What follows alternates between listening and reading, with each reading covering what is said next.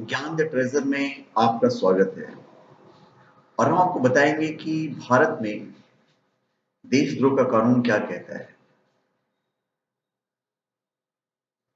औपनिवेशिक काल में वर्ष 1860 में भारतीय दंड संहिता लागू की गई है।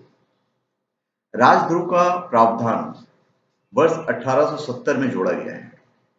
इस प्रावधान के तहत सजा पाए गए अंग्रेजों के विरोध में चलाए गए आंदोलन के प्रमुख नेता थे बाल गंगाधर तिलक, जिन्हें कानून का दोषी मानते हुए आजीवन कारावास की सजा हुई थी।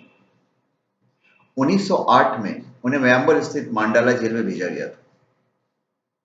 1947 में देश की स्वतंत्रता के कानून की किताबों में देशद्रोह के प्रावधान ज्यों का त्यों जारी है।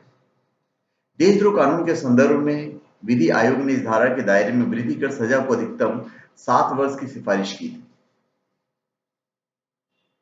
अभी हम आपको बताते हैं मेन मुद्दे की बात। सुप्रीम कोर्ट ने इसे लागू किया था 1962 के आसपास। अपनी एक अहम भूमिका निभाई थी और अहम फैसला दिया था।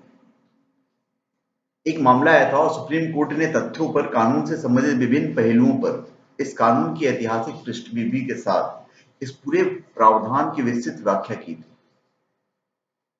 साथ ही यह निर्णय दिया कि शब्दों या भाषण को राजद्रोह के लिए तभी आपराधिक माना जा सकता है जब भीड़ को हिंसक कार्रवाई के लिए उकसाया गया हो, साथ ही उकसाने के कारण भीड़ हिंसा पर उतर आई हो। मात्र शब्द या वाक्य चाहे वे कितने भी रूखे क्यों हो, यदि वाक्यों में हिंसा नहीं हुई है तो राजद्रोह का आधार नहीं बनेगा।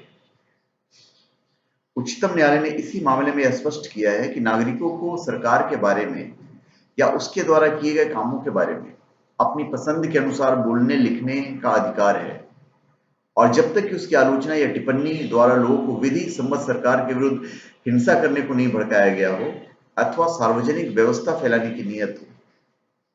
सुप्रीम कोर्ट ने धारा 124 की सशब्द व्याख्या से भी इंकार किया है। इसी निर्णय में उन्होंने मौजूदा प्रावधान की अंग्रेजी राज के समय में प्रीवी काउंसिल के निर्णय की भी व्याख्या की।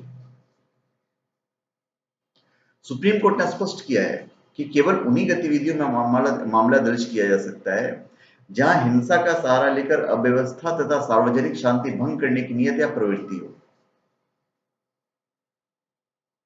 दो व्यक्तियों द्वारा एक या दो बार यूं ही नारे लगा दिए जाने से देशद्रोह का मामला नहीं बनता है, क्योंकि दो व्यक्तियों द्वारा कैजुअली यूं ही नारे लगाए जाने मात्र से विधि सम्मत स्थापित सरकार के विरुद्ध नफरत या संतोष फैलाने या उसके प्रयास की ओर संलिप्त नहीं माना जा सकता।